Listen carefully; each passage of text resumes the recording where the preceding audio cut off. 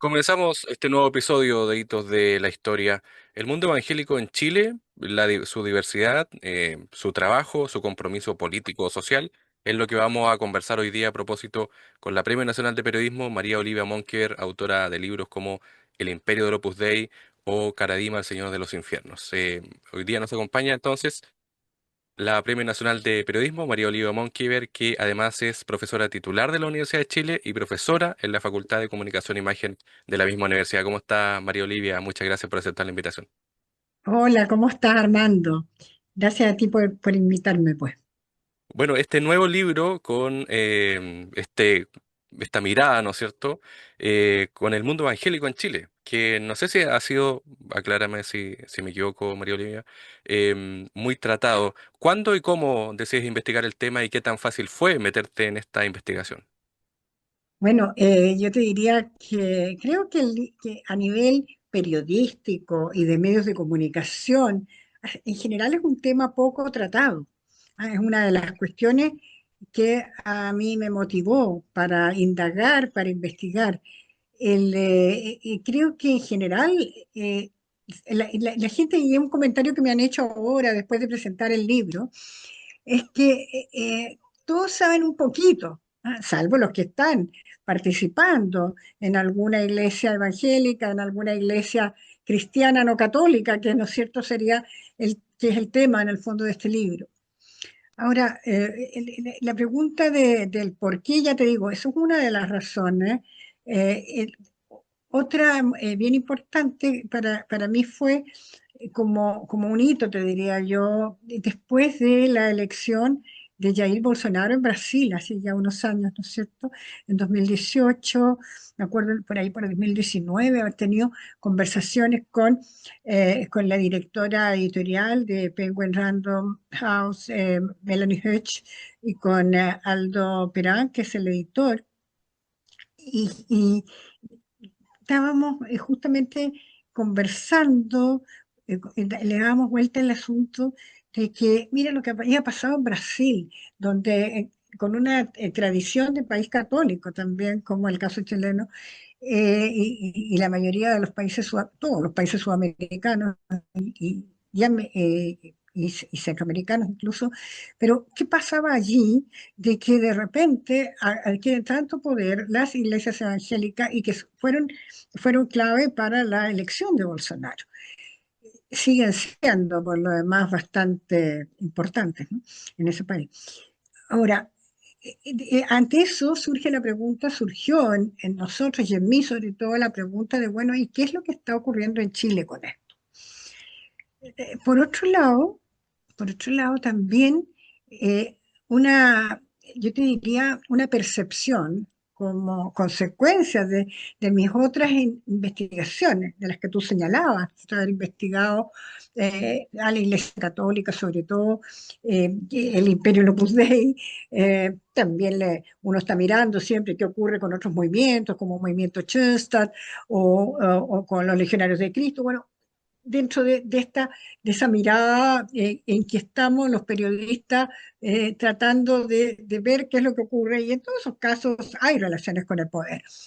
Eh, la, pero a la vez te diría yo, eh, y producto de esta mirada al mundo de lo católico, es que también yo que he llegado como a una cierta conclusión, y que la digo ahí en el libro, y es que la religión o las creencias no se pueden separar de la vida de las personas, y a la vez la vida de las personas incide en la vida de la comunidad, en la vida de la sociedad.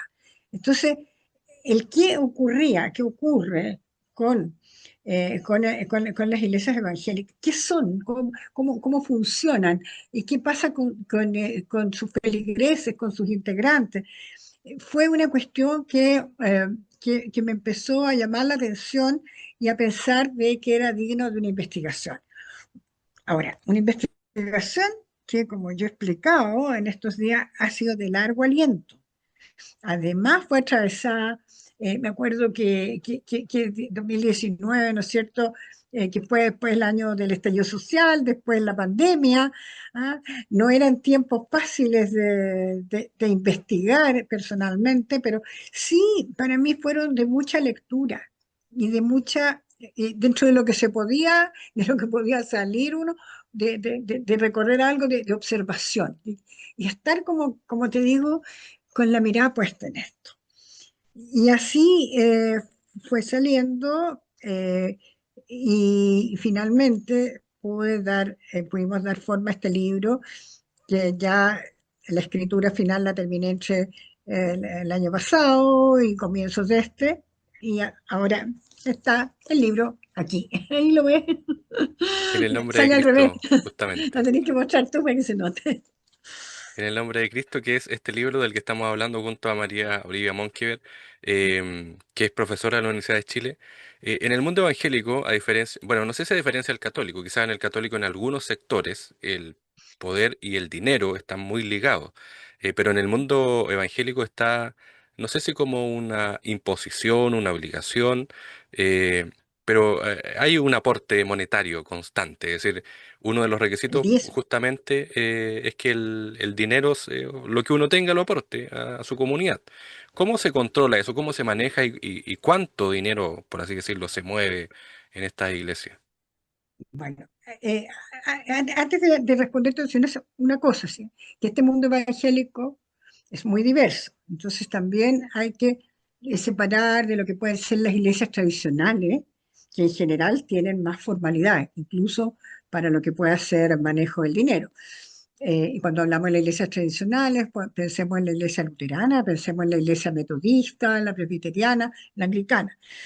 Y en cierto modo podríamos decir también se considera tradicional la bautista. Bueno, dicho eso, te podría decir que la gran mayoría, el número, lo que más ha crecido en Chile es el pentecostalismo, son las iglesias pentecostales, que se supone, digamos, por los cálculos que se hacen a través de las encuestas, de estudios bien serios, y es que representarían alrededor de un 80%, a lo menos un 75% de esto que uno podría denominar ese mundo evangélico o mundo cristiano no católico. Porque te voy a decir por qué hago la diferencia ahí.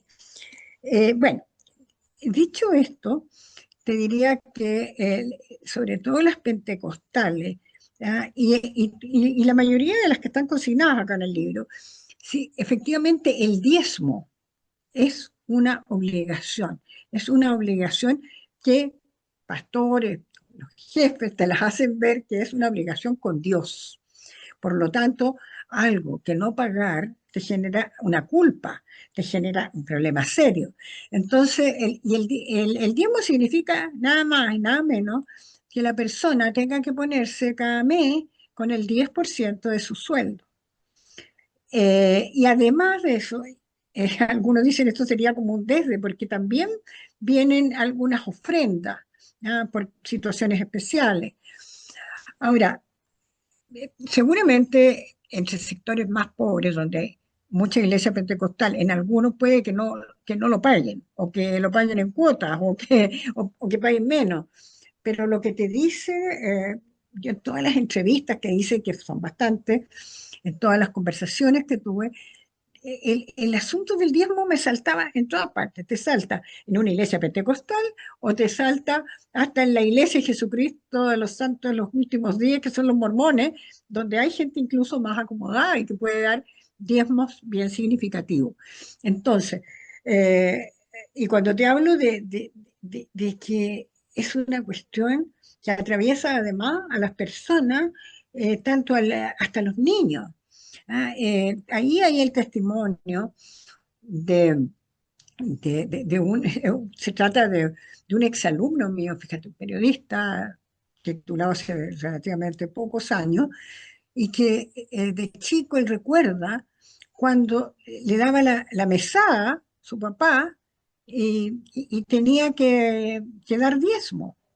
Si le daban, qué sé yo, no sé, de mesada le darían 5.000 pesos, y iba a dar 500 pesos de diezmo. O sea, porque van generando esa obligación. ¿Mm? Y ahora, el tema es que esos diezmos se le van entregando al pastor. ¿Mm? Y ahí hay un asunto que en algunos casos, y es cuando ha saltado a la prensa, incluso ha saltado a los medios de comunicación, el escándalo con los diezmos, como fue el caso del ex obispo Eduardo Durán, que era el obispo de la catedral evangélica, como la llaman la catedral de J. Beche, que queda en Santiago, en la Alameda, en la estación central, con la calle J. Beche. Y ahí ese escándalo era porque recibía realmente millones de pesos al mes y nadie lo controlaba. ¿Mm? Y, y eso es una cuestión que, conversándola con diferentes personas, también uno siente que hay un vacío, porque en algunas iglesias, como te decía, a lo mejor probablemente las tradicionales, también me lo contaban, existen como comités, en que hay rendición de cuentas, y no es, incluso en algunas al pastor le pagan un sueldo, pero en otra, y en la mayoría, y sobre todo en todo este mundo, en ese mundo del pentecostalismo, eh, no hay tal orden, no hay esa situación de cuentas transparentes, y tampoco hay, y aquí hay una cuestión que pasa a ser un tema más de política pública, porque no hay fiscalización por parte del Estado. ¿Eh? Desde que salió la ley de culto, que fue un logro para el mundo no católico, digamos, religioso no católico, que finalmente fue aprobada en 1999, se han generado, han nacido una innumerable cantidad de iglesias. Y cuando te digo innumerable, estamos hablando de miles, o sea, 6.000, 7.000. Entonces, no hay exigencias para fundar una iglesia, ocurre también bastante dentro de estos sectores pentecostales, sobre todo, que si hay una disputa, si hay una diferencia, van y crean otra, que puede partir en la sala de estar de la casa, en un dormitorio que no se está usando, en un living, si tienen alguna comodidad mayor, y de ahí va creciendo, va aumentando, y van recibiendo estas donaciones para finalmente generar otra iglesia. Y tal vez eso es lo que explicaría también que uno ve muchas, en ciertos barrios, o en la mayoría de los barrios, en diferentes sectores. Si uno hace recorrido, hace una mirada de observar lo que hay, yo escribo ahí en el libro, por ejemplo, lo impresionante que fue para mí recorrer toda la cuenca del Carbón en la región del Biobío, donde tú encuentras una iglesia tras otra. Iglesitas más grandes, más chicas, de diferentes tamaños. ¿Ya? Es bien impresionante. Estamos hablando sobre El nombre de Cristo, este libro de María Olivia Monkever, justamente, que habla sobre el mundo evangélico en Chile. Muchos asocian, bueno, el libro también lo dice, porque es una investigación muy profunda, sobre el rol del Estado. Cuando falta el Estado es porque aparece una iglesia evangélica, uno lo lee en el libro. De hecho, esta frase, ¿no es cierto?, de donde ha ido desapareciendo el Estado, aparece la iglesia evangélica, entre comillas. Em, ¿Cuánta facilidad tienen para meterse en estos lugares y cuáles son algunos dicen los ganchos o los enlaces o las conexiones que tienen para conquistar gente? Porque no es solamente que vaya a una iglesia, sino que es la iglesia también la que hace, por así decirlo, de Estado. Eh, es bien interesante el punto que tú tocas, porque fíjate que en la presentación de este libro me acuerdo que Álvaro Ramis profesor teólogo y rector de la Universidad Academia de Humanismo Cristiano, que fue uno de los presentadores, anotó eh, como en forma muy clara ese punto también, un punto que me lo mencionaba Germán Lago, que es sociólogo, profesor de la Universidad de Concepción, que me acompañó en ese recorrido que yo te decía por la cuenca del Carbón, me hacía un poco de guía y conversábamos eso. O sea, ahí es claro, ¿no? Se acabó la minería del carbón, salió el Estado, ¿ah? Se desindustrializó se desindustrializó esa región. Y, y esos vacíos parece que sí estarían ocupando. A ver, ¿qué ganchos dices tú? Y ahí son más bien apreciaciones que uno va obteniendo, que uno va sacando a partir de las conversaciones que yo te decía, ¿no? Y de lo que también se puede ver. Y da la impresión que hay una actitud de acogida, hay eh, hay un sentido, tal vez te diría un sentido de comunidad, ¿no? Un sentido de familia, lo podrías decir tú, pero de mucha acogida a las personas. Y eso es una cuestión que en la sociedad que vivimos, en una sociedad tan individualista, puede ser bien importante, bien significativo. Por otro lado, está el tema de las conversiones. Entonces, que sacan y hacen tratamientos especiales, y, qué sé yo, con la persona que ha sido alcohólica. ah, eh, Hay también tarea, labor en las cárceles, que es otro lugar que yo no lo traté como capítulo aparte porque en verdad ya estaba el libro ya, decía, tiene demasiados capítulos y en algún minuto tenía que detenerme. Tuve conversaciones, sí, con personas que han trabajado en las cárceles, que tienen esa impresión y que entonces ahí buscan darle protección a las personas que están sin libertad. Eh, y es una tarea que no es una tarea que se le ocurrió a un feligrés de una iglesia, sino que bastante organizado. El, creo que, creo que un poco ese tipo de situaciones.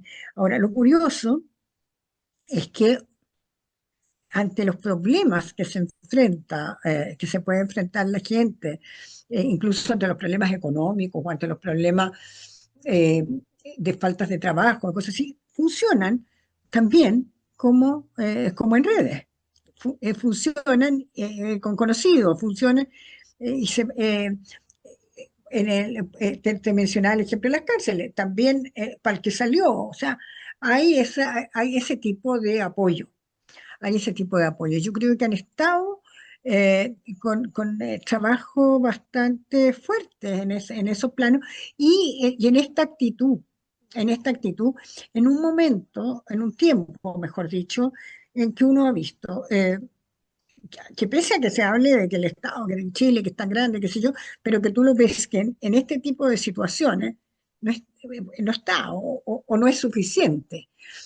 Y por otro lado también te vas encontrando con que la presencia de la Iglesia Católica, y eso te lo dicen hasta las cifras, ¿no? Ha ido, eh, ha ido decayendo, ha ido siendo menor. Eh, que, Porque eso hay que para poder comprender un poco esto, hay que ponerlo, creo yo, en el contexto, también en el contexto histórico, en el contexto histórico de un Chile que era, todavía sigue siendo, o sea, los datos del censo que están saliendo ahora te lo van a decir, todavía mayoritariamente es católico, pero cada vez son más las personas que se declaran sin religión. ¿Ah? Y lentamente, y en los últimos años no tan lentamente, en forma más acentuada, han venido aumentando las iglesias evangélicas. ¿Ah? La- la- entonces, yo creo que, y ahí hablando haciéndote más que la comparación, es como que todas estas cuestiones son factores que hay que tener en consideración para entender ese crecimiento, por ejemplo.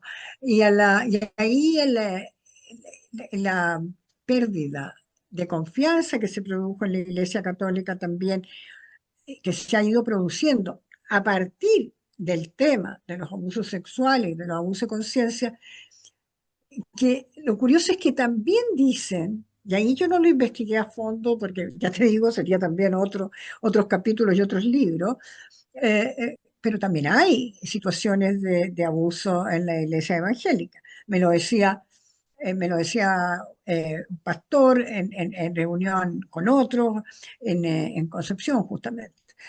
Y varias otras personas, y además uno lo encuentra, que de repente te sale un caso por aquí o por allá. Pero en la situación de la Iglesia Católica, tal vez por lo mismo, que, que estábamos acostumbrados a que tuviera un lugar mucho más preponderante y que también impacta más cuando se dan a conocer casos como los ocurridos. A partir del caso Caradima, por ejemplo, y de todas las consecuencias, evidentemente que después ha ido produciendo un deterioro en la confianza y la gente busca, busca otros referentes, porque busca lo que me mencionaba el sociólogo que decía Germán Lagos, por ejemplo, esa búsqueda de certezas. ¿Ah? Y esa certeza que no encuentra en lo que tenía antes, que le daba su trabajo, que le daba que le daba el Estado, que le daba la Iglesia Católica, eh, se ha ido produciendo este fenómeno en que estas otras iglesias, como te digo, me refiero particularmente a las pentecostales, porque en las tradicionales, tú no notas ese avance. Casi te diría por el contrario. ¿Ya? Las tradicionales llegaron en tiempos de nacimiento de la República, o incluso antes, llegaron a colonizar en algunas partes, digamos, en compañía de los colonos, sobre todo en el sur, pero no han tenido no han tenido un afán misionero de aumentar su feligresía. ¿Mm? Estamos hablando sobre el libro En el nombre de Cristo de María Olivia Monkever, que es académica de la Universidad de Chile y Premio Nacional, además de periodismo. Algo que también expone el libro es justamente el rol político. Tú lo decías al inicio, el tema de los medios de comunicación, que también se han ido metiendo, por así decirlo, en la propiedad de los medios o en la diversidad de los medios o en la presencia de los medios. Y por otro lado, en el mundo político. Tú lo decías, conversamos fuera de cámara sobre la ex candidata ahora del Partido Social Cristiano que le dio su apoyo a José Antonio Caz, y todo ese mundo que se mueve ahí. ¿Es preponderantemente de derecha este mundo, o más conservador, o es diverso así como son diversas las iglesias, o hay una posición política predominante? Yo creo que en forma predominante, sí, son de derecha, y de extrema derecha también podríamos decirlo. Particularmente, vuelvo sobre el mundo, sobre las iglesias pentecostales. ¿Ah? Mira, yo creo que lo que justamente hablábamos antes de grabar, el, eh, el tema ha sido muy evidente, y ha sido muy evidente particularmente en la región del Biobío, en la región del Ñuble también, eh, con la creación del Partido Social Cristiano. Este Partido Social Cristiano que tampoco nació en un día, sino que tiene una historia que muchos a lo mejor no le habían estado siguiendo a lo que fue la prehistoria, que es el movimiento Águilas de Jesús. Movimiento Águilas de Jesús que nació a comienzos de este siglo en la Universidad de Concepción. Eh, es una cuestión bastante peculiar, porque en la Universidad de Concepción, que donde nació el MIR, el Movimiento de Izquierda Revolucionario, y que era una universidad también donde ha sido con con mucha importancia de la masonería. Y justamente allí es que aparecieron estas águilas. Estas águilas a mí me impresionaron, yo les seguí la pista desde hace harto tiempo, ¿ah? Porque fui a Concepción en esos años, como debe haber sido 2005, en una de las tantas idas, porque había ido a presentar un libro sobre universidades y recorriendo el campus de la universidad me encontré con estos afiches, con estos letreros de Conoce a Jesús, ven con Jesús, ¿sí? Y águilas, ¿qué es esto? Y ahí supe de qué se trataba, de qué era eso, ¿ah? Y que era un movimiento en ese momento religioso universitario. Sin embargo, no se quedó en religioso universitario. Y ese movimiento encabezado por Héctor Muñoz, que es el actual alcalde de Concepción, elegido en las elecciones de octubre último en las municipales. Y es el vicepresidente de este Partido Social Cristiano. Y el esposo, el marido de Francesca Muñoz, que es diputada de la República, que había sido elegida ella por Renovación Nacional, y que la alcanzaron a proclamar candidata a la presidencia de la República, hace cuánto, fue en el mes de abril o mayo, porque yo me acuerdo que mi libro estaba en la imprenta, entonces eso no alcanzó a salir cuando Francesca fue proclamada. Pero ahora, digamos, ayer, a las pocas horas de conocerse los resultados de la primaria que se había efectuado, de la primaria de la centroizquierda, aparece Francesca Muñoz bajando su candidatura presidencial para apoyar a José Antonio Cast. Ahora, esto a mí no me extraña porque, y también hago algunas referencias en el libro, que había sido, ya en el año 2021, se había formado el Frente Social Cristiano, que había sido idea de José Antonio Cast, justamente con sectores evangélicos. Pero después no estaba funcionando como que dijera este frente, y se creó este otro partido, primero el Partido Conservador Cristiano y luego Partido Social Cristiano. Partido Social Cristiano que se ha inscrito en todas las regiones. Por lo tanto, probablemente van a intentar tener alguna representación parlamentaria en las próximas elecciones. Ahora, hay otra vertiente, no es solo las águilas, la otra vertiente es la de Luciano Silva, que fue el candidato a gobernador que no resultó electo, también por el Partido Social Cristiano, y en las elecciones últimas, y había sido tuvo ¿cómo se llama? Convencional, la primera convención constitucional, en la primera convención constitucional. Pero el partido tiene importancia en Concepción, tiene importancia en Ñuble, y entiendo que en general en las regiones del sur vienen sus recolecciones de firmas y todo lo demás, en la Araucanía también. Ahora, ¿cuánto signifique eso en número de votos? No sé, probablemente no sea grandes sumas, pero sí suman, digamos. Y han estado en posiciones, ellos por ejemplo, tú ves que la Francesca Muñoz, junto con, la presidenta del partido, Sara Concha, estuvieron en la última cuenta presidencial, que fueron con los pañuelitos celestes, contra el aborto. También estaba ahí el hijo del pastor Durán, del ex pastor Durán, Eduardo Durán, que sigue estando en Renovación Nacional. muy con afiches en el Parlamento y todo eso. Entonces, ahí hay un punto que yo creo que tenemos que considerar cuando hablamos de esta salida al mundo de lo político de los evangélicos y que antes encontraban que era mundano, que era poco menos que del diablo, no había que meterse. Ahora lo del diablo sería lo que ellos llaman la ideología de género.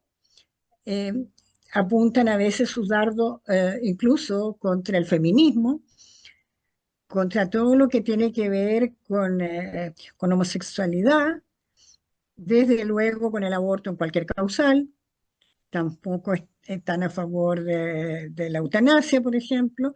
Bueno, y eso los acerca a posiciones como las de José Antonio Caz, probablemente también podría ser con Johannes Kaiser. De hecho, otro de los, porque te nombraba a dos de los actuales diputados evangélicos. Una que es Francesca Muñoz, el otro que es el Durán, el Eduardo, y que sigue en Renovación Nacional. Y el tercero, que es el que fue alcalde de Coronel, Leonidas Romero. Y Leonidas Romero hizo hizo como un tránsito, ¿ah? Había partido también en Renovación Nacional como diputado, luego hace un poco, voy a decir el año pasado creo, se pasó o antes al Partido Republicano y después se cambió al Partido Libertario de Johannes Kaiser. Entonces tú ves que están algunos, algunos moviéndose pero, y otros en este Partido Social Cristiano. Aparte del Partido Social, al Partido Social Cristiano le llegaron también otros dos diputados provenientes del Partido de la Gente, del que había estado con Franco Parisi en la elección pasada. Si bien Parisi está reapareciendo ahora en el mapa, sin embargo, su partido eh, se le, se le salieron personas, y fue el caso de estos dos parlamentarios que están ahora en es una diputada en el norte y el otro es de Concepción también. Y además de ello, está, bueno, el Partido Republicano, la vicepresidenta del Partido Republicano, de José Antonio Cast, también es evangélica. Y hay también una senadora evangélica en la región, eh, que, que es María José Gatica, de Renovación Nacional. Entonces, hay representación evangélica, todos en partidos de derecha, pero yo te diría que el caso de los social cristianos, por lo menos, y de republicanos, naturalmente, sí, por cierto, que uno diría extrema derecha. María Olivia Monkever es autora del libro En el nombre de Cristo, el poder y el mundo evangélico en Chile, editorial Debate, y obviamente sobre el cómo se ha ido diversificando todo este mundo tan diverso, por lo demás, valga la redundancia.